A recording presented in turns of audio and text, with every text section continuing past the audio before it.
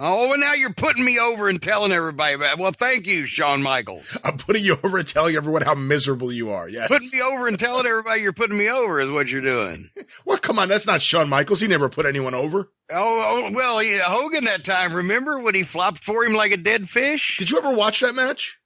I actually saw some of that match. That was pretty, he was a great performer, because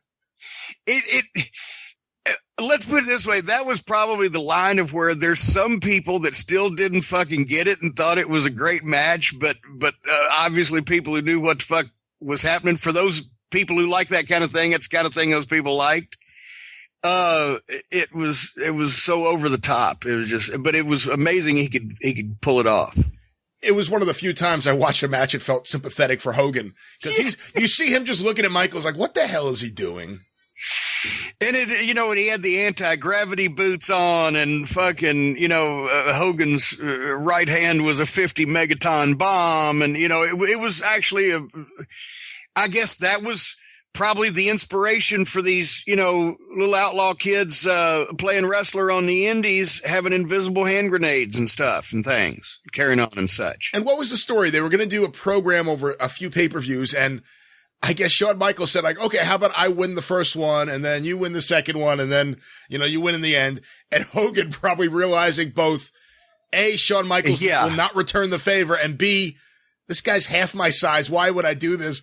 Hogan's like, no, here's my idea. I beat you the first time, and I'll beat you the second time, and then the third time I beat you again. Well, but hold on here now. Pump the brakes. Pump the brakes. Slow down, cowboy. I am going to do something I've never done before publicly, at least to my knowledge. I'm going to take the side of Shawn Michaels, because why was he supposed to think that he was going to get fucking a job out of Hogan? When you think about it. Yeah, no, Hogan walked out instead of doing the job to Brett. And of course, Shawn refused to do a job to everybody. He's the only guy who ever dropped belts over and over again without losing a match. But here's the thing.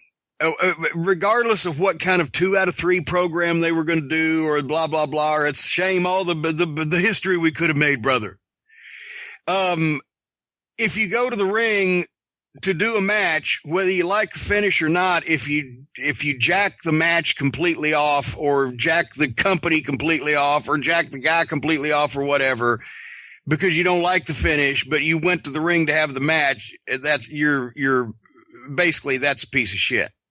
I can understand not liking the finish.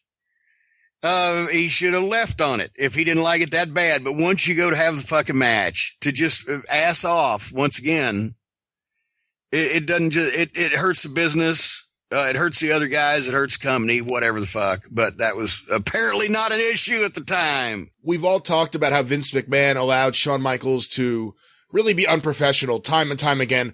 But the real amazing thing is the length of period of time he was allowed to be unprofessional. Starting in the early to mid 90s. And that was, I think, in 2005, that match.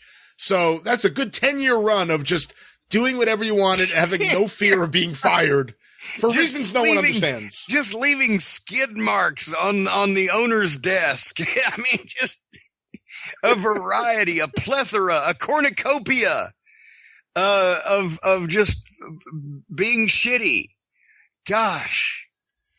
That's Hall of Fame worthy right there when you think about it. It may be so. And of course, if you don't know, you're listening to Jim Cornette's Drive-Thru.